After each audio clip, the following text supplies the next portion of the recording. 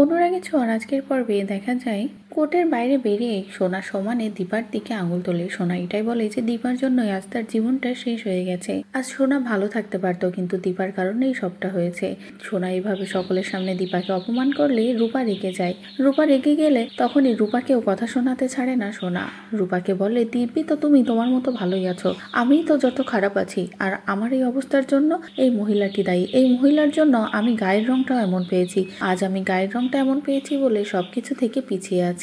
এদিকে দীপা বলে, সোনা আমাদের রংটা কি খারাপ? তখনই সূর্যের মনে পড়ে যায় পুরনো কথা। তারপরে সূর্য বলে, কালোই তো জগতের আলো, আর কালো রঙের মানুষের মনগুলো ভীষণ ভালো হয়। যে কথা শুনে দীপা সূর্যের জন্য কষ্ট পায়। এদিকে সোনা বলে, বাবা তুমি এই মহিলার হয়ে কথা বলছো বলে আরো বেশি রাগারাগি করে সোনা। এদিকে উর্মিও কড়া ভাষায় রূপা এমনকি সবাইকে কথা শুনিয়ে দেয়। যে সবকিছু শুনে দীপা আবারও কিছু করতে গেলে তখনই প্রবীর ও দীপাকে বাধা দেয় আর বলে, তুমি আমাদের মাঝে আর এসো না, বারবার কেন অশান্তি করছো বলে সকলে সেখান থেকে বেরিয়ে যায়। এদিকে দীপা বলে, আমি কিছুই করতে পারলাম না, আবারও হেরে গেলাম। তখনই রূপা বলে, তুমিই তো ওকে বাঁচালে, সবটা তো তুমিই সামলালে। এদিকে রুদ চলে যাওয়ার সময় দীপাকে ডাকে আর বলে, দীপা এবার আমি আমার সন্তানদের কাছে ফিরতে চাই, তুমি আমার ফেরার ব্যবস্থা করো। তখনই অবিনাশ বলে, হ্যাঁ আপনি কোনো চিন্তা করবেন না। তারপরে রুথের ফেরার ব্যবস্থা করে।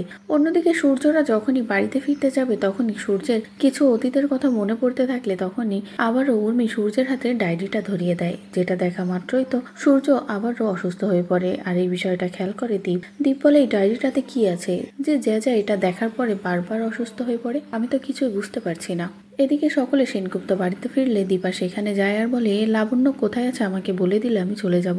কিন্তু সোনা আবারও বাড়াবাড়ি করে আর বলে, এই মহিলা এখানে থাকলে আমি নিজেকে শেষ করে দেব, একটা মুহূর্ত আমি এখানে থাকবো না। তারপরে দীপা কোনো কথা না শুনলে সোনা ঘাড় ধাক্কা দিয়ে দীপাকে বের করে দেয়। আর এমন আচরণ দেখে তো দীপার উপরে হাসতে থাকে কুন্তলা। আর কুন্তলার এই হাসি দেখে বলে, আমার না আপনার জন্য আফসোস হচ্ছে যে আপনার শেষ রক্ষা হলো না। তখনই কুন্তলা বলে, মানে কি? তখনই দীপা বলে, মাত্র কিছুক্ষণ আগেই রুডি পুলিশের হাতে ধরা পড়েছে, রুডি স্বীকারোক্তি দিয়েছে, এমনকি আপনার কথাও বলে দিয়েছে। এই যে রুথের বয়ান, ওদিকে রুডির স্বীকারোক্তি, সবকিছু মিলে আপনি তো এবার শেষ হয়ে গেলেন, আপনার কি হবে? যে কথা শুনে তো কুন্তলা পুরো হা হয়ে যায়। তো বন্ধুরা, এই ছিল অনুরাগের ছোঁয়ার আজকের পর্বের আপডেট। পরবর্তী আপডেট পেতে অবশ্যই আমাদের চ্যানেলটি সাবস্ক্রাইব করো।